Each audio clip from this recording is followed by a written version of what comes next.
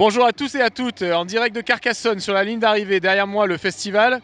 À côté de moi, Yanka et Jérémy, les deux vainqueurs du jour. On va voir tout de suite le résumé de la journée et on reviendra ensuite avec eux en interview.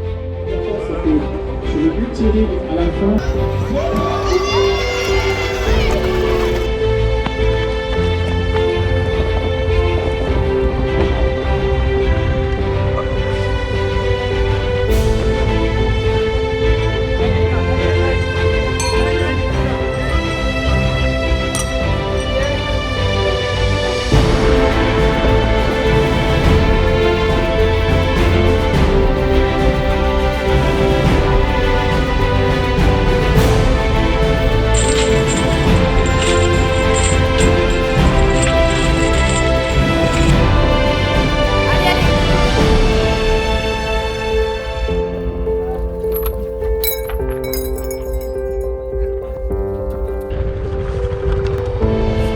Derrière eux.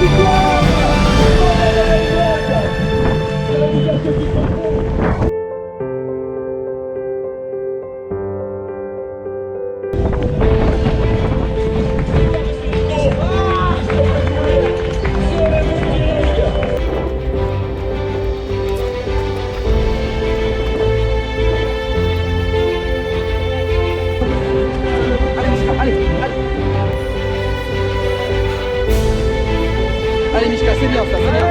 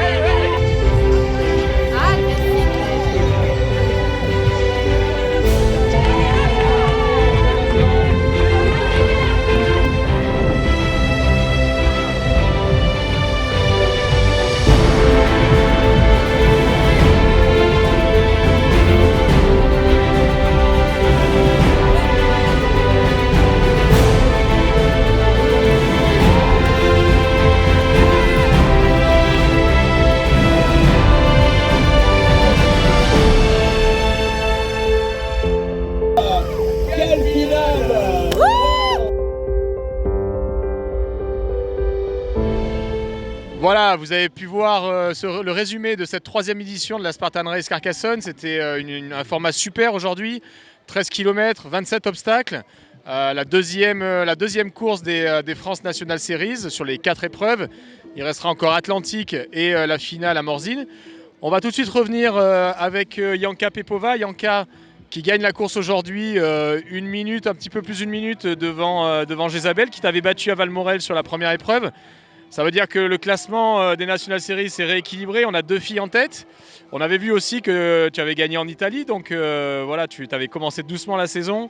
Et là, tu reviens bien, peut-être au bon moment aussi. Oui, alors Valmorel, c'était plus ou moins ma pause d'hiver. Alors j'étais pas vraiment en forme. Mais bon, là c'est différent. C'est plutôt une course qui est pleine. On n'a pas trop dénivelé, alors je suis quand même un peu... Je pense que je suis un peu plus rapide que Jezabel sur des courses pleines. Et puis voilà, la montagne, peut-être elle va me battre encore, on verra, oui. En tout cas, Jezabel, elle a bien tenu la distance, elle a fait des burpees sur la fin. Tu as réussi à la décrocher à quel moment ? En fait, depuis le début, j'ai pris la tête de la course et puis elle m'a un peu rattrapée, mais elle a fait des burpees en twister. Et après, elle m'a rattrapée encore vers la fin. Et là, elle s'est loupée encore. Et puis c'est là que j'ai pris l'avantage et puis que j'ai gagné. Ouais, ça, elle nous l'a dit. Après, une fois que tu étais parti devant, c'était difficile de faire, de se rapprocher de toi. La suite de la saison, pour toi, ça veut dire quoi ton objectif les Dolomites, les championnats d'Europe ? Alors, je vais déjà finir avant les séries en Italie et j'espère aussi les séries en France. Et oui, bien sûr, les Dolomites, pourquoi pas. Mais on compte sur toi parce qu'en fait, tu es quand même la plus française des Slovaques. Tu as un drapeau bleu, blanc, rouge aussi. Des fois, on a presque envie de te compter un petit peu dans le camp de l'équipe de France. Hein. Oui, alors j'adorais aujourd'hui. J'ai eu plein de supporters qui m'ont encouragé tout le long de mon parcours. J'ai entendu Janka, vas-y, franchement, c'était sympa, oui. Bah, c'est important aussi parce qu'ils te voient courir souvent en France, déjà l'année dernière. Puis bon, en plus ça, tu parles la langue, donc forcément, tu commences à être connu. Et voilà, c'est une petite notoriété, ça doit faire plaisir. Oui, ça fait plaisir, oui, vraiment. Bah, merci Janka en tout cas pour cette belle course. Je me tourne vers Jérémy qu'on accueille pour la 3e fois cette année. Alors Valmorel, c'était la première des National Series. Le Stade de France comptait pas, mais c'est quand même toi qui l'as gagné. Devant Ryan Atkins, on le rappelle. Là aujourd'hui, la surprise, c'est Grégoire Rezzonico avec qui tu as fait la course en tête. Et ça s'est joué vraiment à pas grand-chose au final parce qu'il arrive avant toi sur le multi-rig. Et tu as été plus rapide sur la technique et tu lui prends les quelques secondes qui ont suffi pour gagner cette course. Oui, alors effectivement, Greg, la plus grosse surprise, mais Mishka était vraiment pas loin derrière. Hein. Jusqu'à la mi-course, on était 4 et je me suis très vite rendu compte que j'avais pas les moyens de les lâcher aujourd'hui. Alors que je fais quand même une bonne préparation, mais je pense qu'ils l'ont fait aussi. Bon, c'est ça qui est sympa, le niveau il monte. Hein. Et oui, effectivement, avec Greg, la deuxième partie de course, mais c'était incroyable.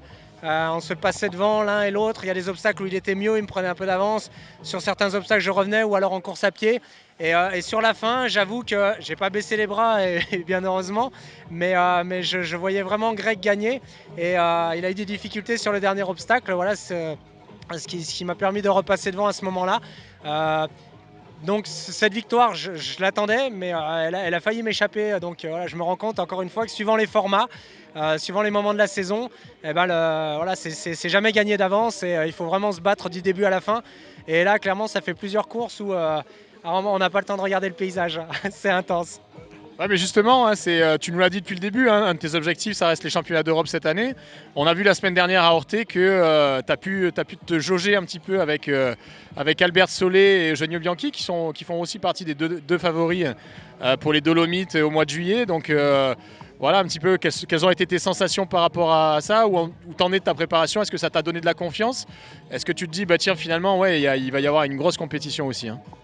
Alors, clairement, mon but, il n'a pas changé, c'est-à-dire que je vise la plus haute marche au championnat d'Europe. Et j'ai pas honte, hein, je l'assume, voilà, c'est mon objectif principal. La course d'Orthé m'a bien rassuré, parce que évidemment, ma préparation n'est pas terminée. Elle doit m'amener à cette date, donc fin juin en Italie.